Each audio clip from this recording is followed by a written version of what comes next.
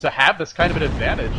That being said, we haven't really seen the full power of mouz. They haven't gone for that big team fight. They have Black Hole, they have the Naga Sleep, Fissure as well.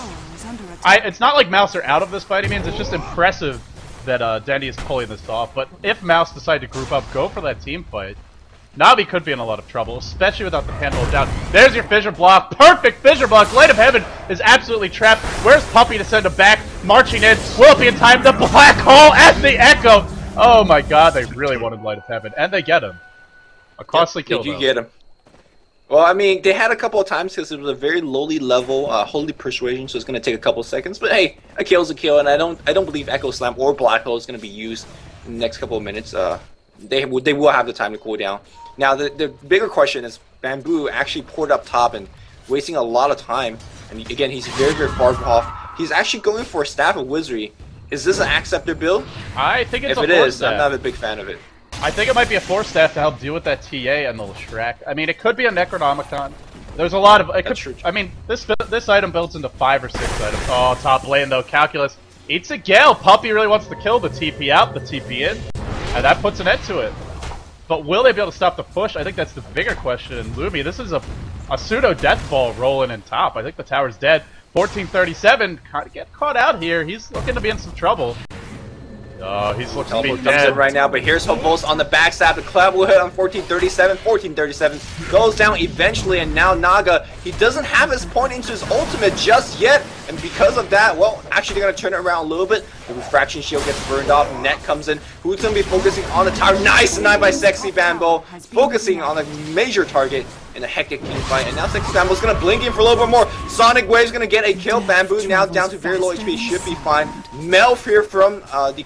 Still no detection! Still no detection for Electra, but there's your Song of the Siren. Will he be sent back through it? He will. Naga actually walks out of range again. I believe that does work anyway, even if we slept, but either way, didn't matter. Naga just used the ult and they walk away. This is not what you want. I mean, you'd like to combo that sleep with something.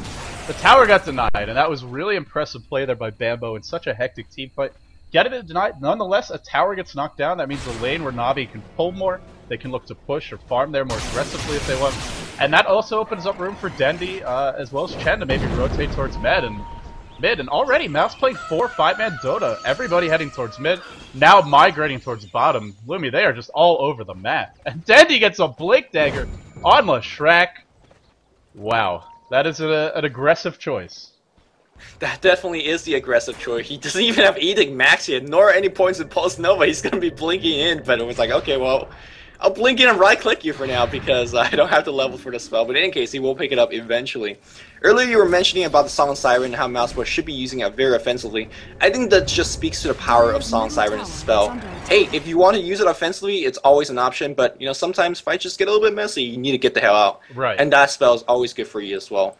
Such a versatile ultimate, 60-second cooldown in level 16. It's annoying to play against.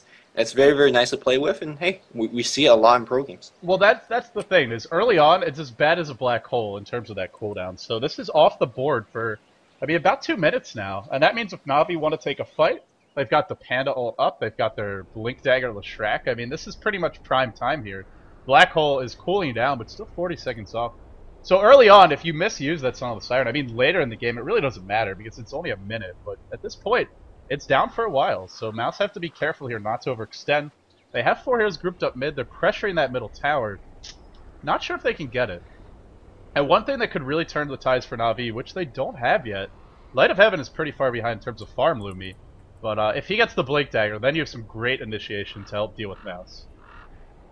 Yeah, Light of Heaven, I think it's doing okay. You got to keep in mind that Na'Vi will always get a pocket of gold, considering that they will be knocking down a couple of towers. Very un-Navi-esque, considering that the Raxus are still standing at this point, right? Humorously, that could be something said, but honestly, I expect at least the bot tower will be destroyed, and I think they are actually looking towards to do that.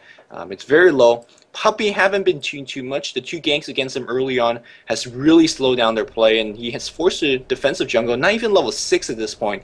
In terms of item, he's got basically nothing. So Puppey not really performing that well as a Chen. Wait. And Chen is really a hero that, you know, loses time very quickly. I believe he actually almost has his mechanism. Looks like that's on the courier coming his way. I suppose it could be Venomancers, but with 24 CS, no, you're right. You're right. So I mean, this is just Puppey finding a way, right? I mean, not the best farm, not too many levels. He does need level 6. And even if he gets it, though, the question is, can Puppey position himself properly? It's not going to be easy, and they have enough burst on Mouse, enough initiation. I feel like they can just pick Puppey off. Even if he's got the mech and the heal, they do nothing for your team, so Puppey's got to find that right positioning.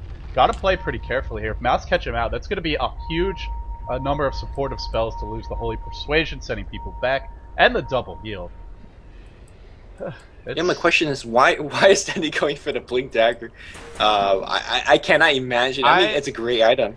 I just feel this is something you get when you're having a controlling kind of start, and you can just look to keep the pressure up, dominate from there. But when you're breaking, I mean, they're a bit ahead in terms of gold, a bit ahead in experience, but this is really not an overwhelmingly powerful start. And some of that gold is the tier 1 top. So it's Dendy, it's a bold choice, but it's a boom or bust kind of item, because if you get initiated upon, that Blink Dagger does absolutely nothing for you.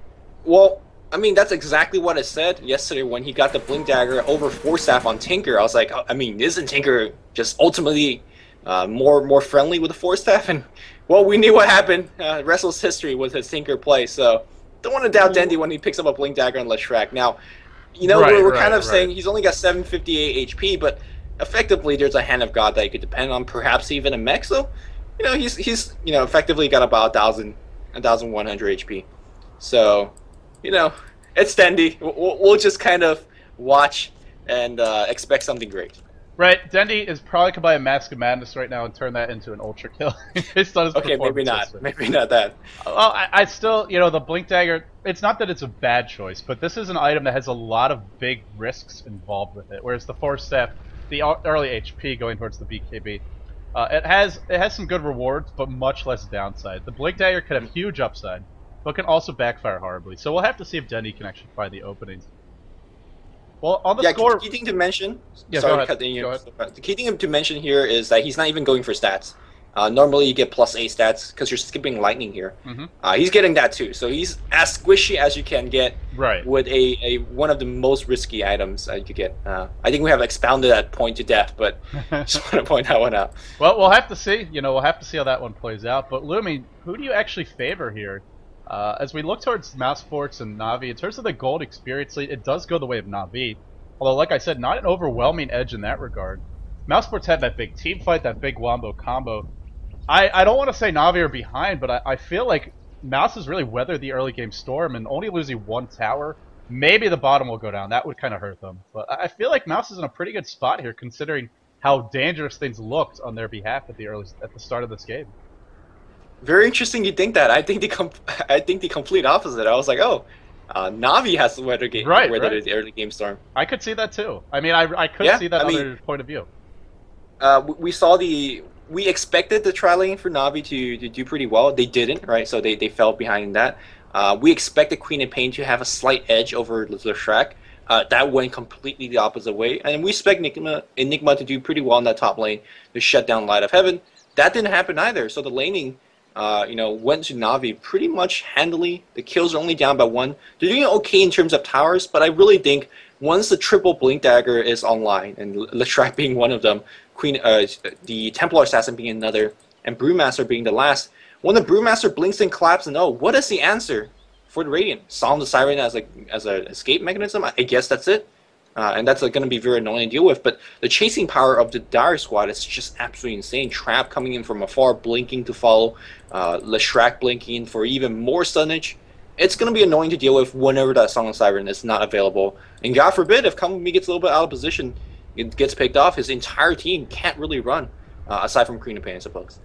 Yeah, and I mean, maybe that's the thought process here with Dendy. But if you get massive Blink Daggers, you have such a mobile lineup, you can try and find those pickoffs, find the weaknesses in the defensive Mouse, and avoid those big 5v5 team fights. Because even with the Chen having a relatively good mech timing, and the ultimate, which should be coming pretty soon for Puppey, still, I mean, the team fight, you have to give the edge to Mouse. Just so much lockdown, so much disable. If a team fight goes perfectly for both teams, Mouse are going to win that fight.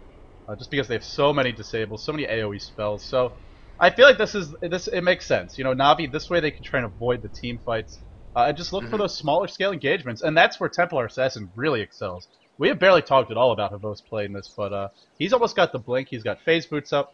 And if it ever turns into kind of a smaller scale fight where you're not going to bring down the refractions quickly, Man, he could do some big damage. Well, TA is one of those heroes. Like if you don't focus her, like LD says, she's gonna kill just about everybody. But the second you look at her, she becomes somewhat ineffective, as you will.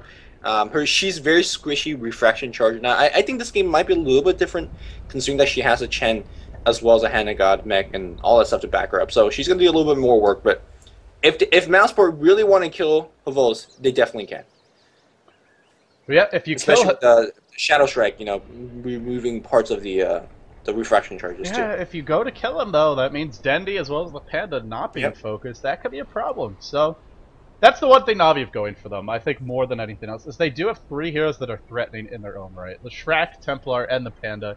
You can't really ignore any of these. Now, Leshrac is squishy. Templar can be very squishy if you focus her. Only really refraction to keep her alive. But if you don't kill off at least 2 of these 3 heroes pretty quickly, can be a hard fight. That's for sure. So, well, we've had a very long pause. Apparently 1437 has been having some PC problems. For anybody just tuning in, guys, this is a good time for me to remind